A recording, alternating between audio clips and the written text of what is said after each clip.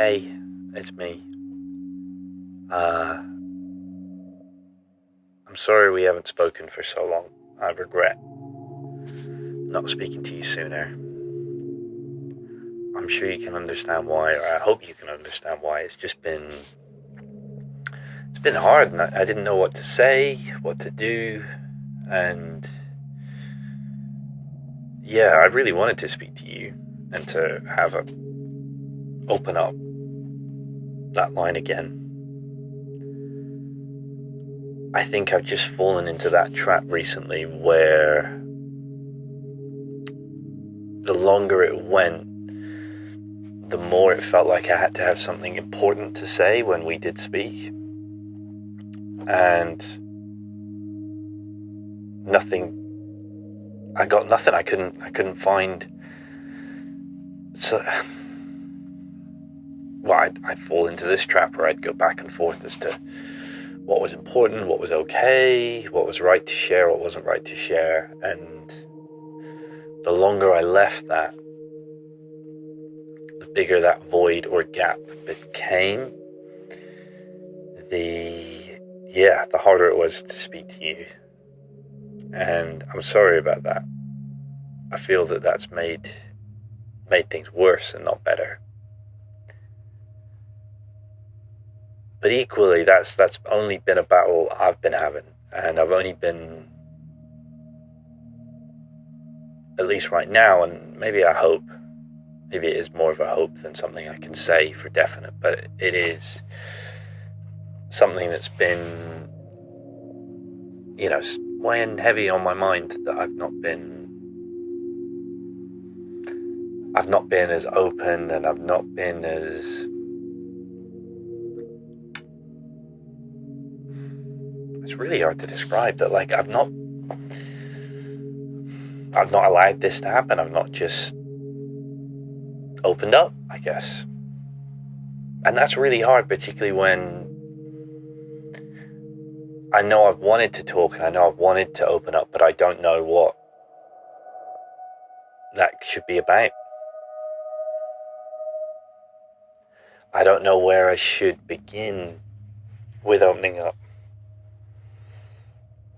And that, again, is where I've fallen into that victim of leaving things longer, and letting there be a void for a long time only makes that worse. And the pressures felt really immense from that.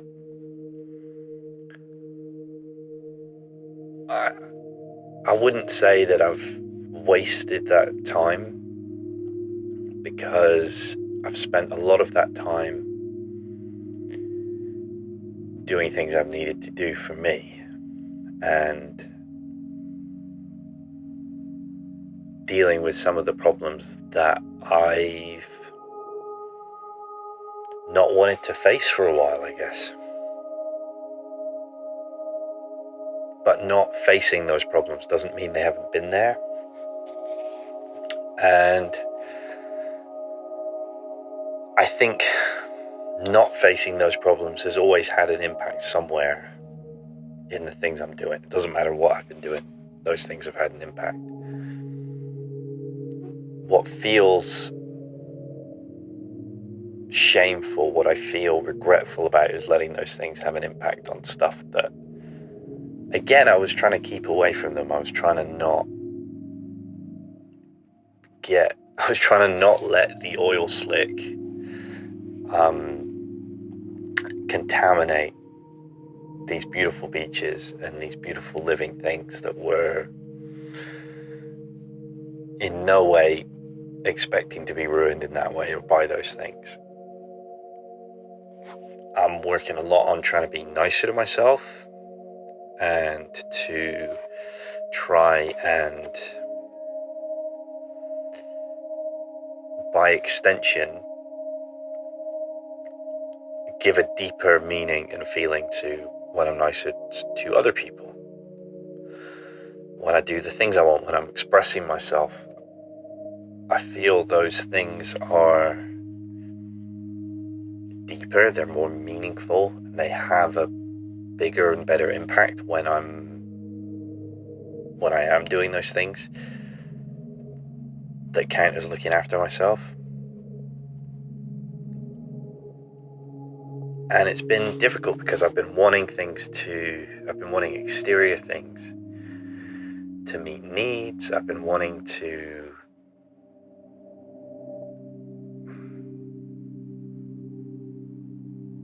there's been what feels like a real gulf between the person I'm desperately trying to be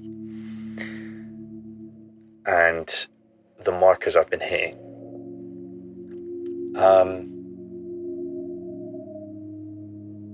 And that also is maybe a very, very uncharitable way to put it. It's leaving out a lot that is important, but it is kind of how I feel.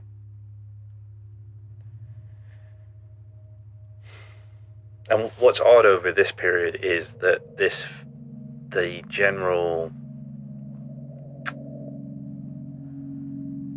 feeling of discontent, if you like, does feel crippling in a way that it hasn't before, and does feel like a stone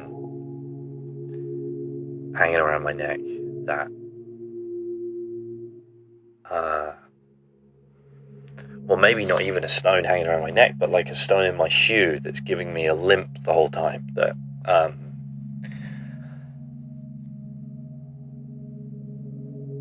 is like constant and nagging, and something that needs to be dealt with, but then not knowing how, which might be where that analogy falls apart, I guess. And at the same time, others haven't been far from my thoughts at all, and often that's been the best way to get out of whatever funk this is to think about other people, and to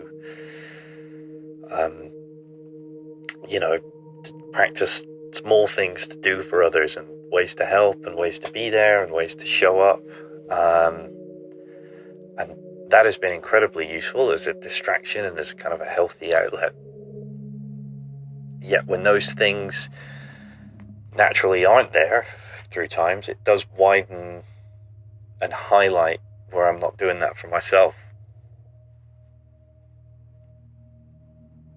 And I don't know what's best for me. I don't know if opening up a line of communication is a good idea or is a bad idea. I know I don't want to repeat mistakes I've done before. I do, and I'm certain of that. I do not want to be repeating stuff. And yet, all of a sudden I'm my own worst enemy, and I'm second guessing, and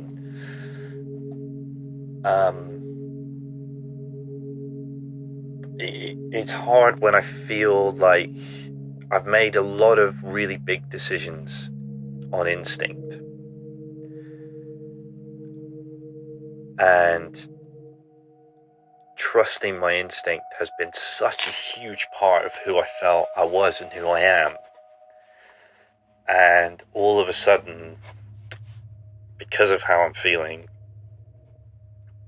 I can't rely on those instincts anymore, and it sucks. And I'm sorry that it's impacted stuff like this so much. It really sits heavy on my heart that I haven't shown up for this and for these outlets as much for me as other people.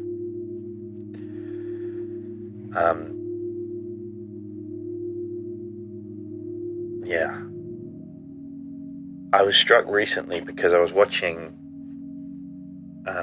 something about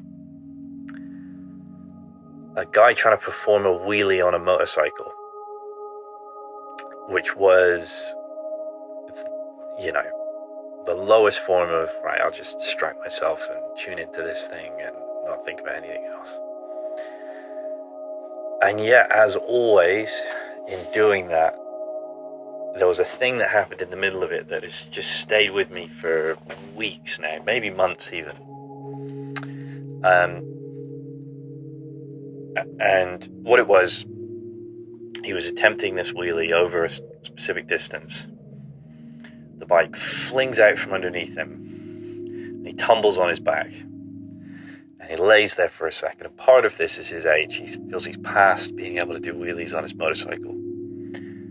But he wants to learn them anyway. He wants to do these things before he feels he's too old to do them anymore. And as he tumbles and as he lays there, people rush to check he's okay. And what he says is, "I am hurt, I am not injured." When he repeats that from memory, I've only watched this once, but from memory he repeats that a couple of times. "I'm hurt, I'm not injured." And what has stuck with me about that is, firstly, the way of describing physical injuries in that way, which is something I guess innately we all know, or feel on some level I've all known, but I've not seen it put as poetically as that. You can be hurt and you can be injured. You can be hurt as in you are feeling the physical discomfort of something, whether it's, an injury like the one he had of an impact, but whether it's being tired, whether it's being sore, whether it's a fatigue, you can be hurt in that respect. And hurt sucks on so many levels. But you're not injured, you're not broken, you're not damaged in a way that means you can't continue. And, firstly, having the realization of something like that hit was pretty mad. And I was only, again, thinking about this in the physical because one of those tools that I've relied on, and I've talked to you about this a lot, is physical exercise, getting out there, running, going to the gym, walking, getting on a bike, doing, just really going, doing anything I could to change my physical state has been really useful. But often, working around those kinds of physical bits of hurt and pain, or, even if it's just the hurt of resistance, I don't feel like it, I'm tired, I don't want to do it today, has been really useful. And when this came back for me again was when I was doing the thing that I talked about before, where I'm getting out from between my own ears and I'm asking somebody else, well, what's going on with you? And they're telling me, and they're talking about where they are emotionally and the place they're in and everything that's going on from them from top to bottom. And it was great to give somebody else the space for that, because I've relied on that space from others for months now. I've relied on that. And so to give it back was really useful. And while they then threw this back on me, and they'd kind of taken the wind out of my sails in that respect. I didn't know what to say or how to describe this period, because there has been periods where I've been really going through it, really in the ringer, and I've done all the things that somebody should do when they're in that position, and I'm not there now currently while we're talking, but I wasn't in a good place either. It was really difficult to describe, and I came back to the same thing.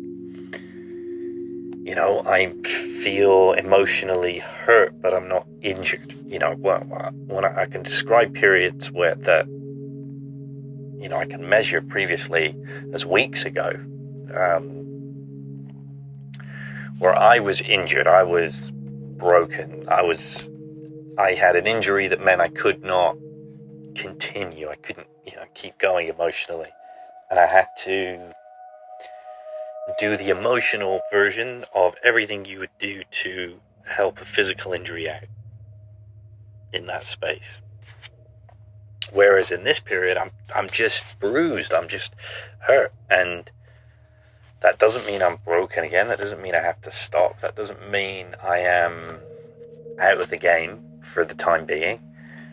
I'm just hurt, And the fact that it's described as hurt also feels really helpful, because hurt doesn't necessarily... Hurting sucks and it's rubbish, and it's not a state anyone would want to choose to be in. So it is in no way downplaying whatever the current feelings are. It reflects them accurately. But I am noting that it is different than being injured. It is a different beast. It is something else that needs to be treated in its own way. And that's similar to how I felt running before. The other phrase that's really stuck in my head is something that I'd kind of picked up myself in a way. When I was running in a race with a bib and a number, and it was tough. It was a super hot day a couple of summers ago, and you're fucking melting away, but you've got all the adrenaline of the day, and running with that many people is fantastic, and people had come to be there and support, and I couldn't have been more grateful for that as well. But it was tough, and it was a tricky day, and it was hard to... the pressure of all the work that had got into that day was equally really, really tough. But you were there, and I was really happy about that, and that was awesome. And what I also keep coming back to is something I told myself in that period, which was towards the end of the race, lots of people were struggling and were at the side of the road, and they were in a pretty bad way. I couldn't tell you whether they were hurt or whether they were injured. Some were definitely injured. But either way, they weren't enjoying the experience. Probably dehydrated, they were suffering. That's a good way to put it. They were suffering. And this was the worst part of it, was as we were coming around a bend, and as we went around that bend, there was what I would describe currently as a sort of gentle incline, then a steeper incline. But you'd measure these inclines in yards. But with the heat and with the distance that had already been done, emotionally and physically, you felt kind of wrecked, but you just had to stick in the rhythm of it. And what I'd noticed was lots of people had sort of started walking and slowing down and stopping. And what I remember leaning on, it was kind of weird, because I was having this slight, at that moment, a slight out-of-body experience, in the sense of, mentally I was trying to imagine what friends of mine would tell me that were my coaches, and I had two people in mind. And one of those is a friend who will just push you, just really, like, in the most supportive, loving, will push, will get you through it, will make you feel like it can be done. And the other friend who is just pure kind of love and kindness and understanding and compassion personified. But both of them have quite distinct voices in that sense. And I was lucky enough that mentally I could I knew what they would be saying at this moment. And so there's a kind of joint thing. There's a sort of sympathetic magic thing going on, where I'm leaning on their words, but I'm also creating the words they're making. And I've got both of them supposedly in my ear. And I remember coming from both of them mentally, in the midst of my own head and delusion and silliness and euphoria, was both of them just continuing to say, there's no reason to stop. And that was odd to get both of them. It's not that anything they were saying was in conflict with one another, but they were just coming at it from two very different perspectives. The get it done, you can do it, this is how it goes, doesn't matter how you're feeling, you are hurt, you're not injured, keep going. And the passion and love friend that was, you're enough, you're doing excellently, look at what you've done so far, you know, all of those things, needing that yin and yang. Yet the voices came together in that moment and muddled with some of my own, and equally saying audibly to myself, if there is no reason to stop, there's no reason to stop. And if you stop, it's going to be so much more difficult to get that momentum up again. It's going to be so much harder to go from the state of not running to running. It's one thing to ease off. It's one thing to slow down because I was going uphill, because it was hot, because I wanted to save myself for the last little push that I knew was coming. But stopping was going to be way harder to get back on that treadmill. And so I've been relying on that a lot at the moment as well. There's no reason to stop. You're hurt, you're not injured. So there's no reason to stop. But I have to acknowledge where my failures have been, where that has, it's not that philosophy has led me astray, but where I've got these blind spots. You know, I've stopped this form of communication and this form of expression and this form of openness and willingness to be out there in that way. I have stopped, and it is harder to keep going. Just like I said, it felt like I needed something meaningful to come back to you and say, and I don't have it. And by don't have it, I don't mean that it doesn't exist. There's plenty of meaningful things I can talk about, but it's harder to get going again once I've stopped. So, you know, I know this is different than what I've done before, but it's not that different. It just feels really different. And maybe the thing is that, well, I have changed, but this hasn't, but I have. I'm going to go back. So I have changed, therefore I can't approach these things in the same way that I did. And the idea of doing these things dishonestly as well, that really didn't feel right. Or cynically, or with ulterior motives. You know, it has been rough, and I'm sorry that I've let that affect things like this. I hope you are well. I hope you're looking after yourself. I hope that you are doing all the things you should be doing for you. And I hope that I have not done this thing irreparable damage. I don't think so. I think it's just me that's looking for reasons to stop where there are none. So thank you for your time, and I will do my utmost to not leave it as long next time. Thank you. Bye.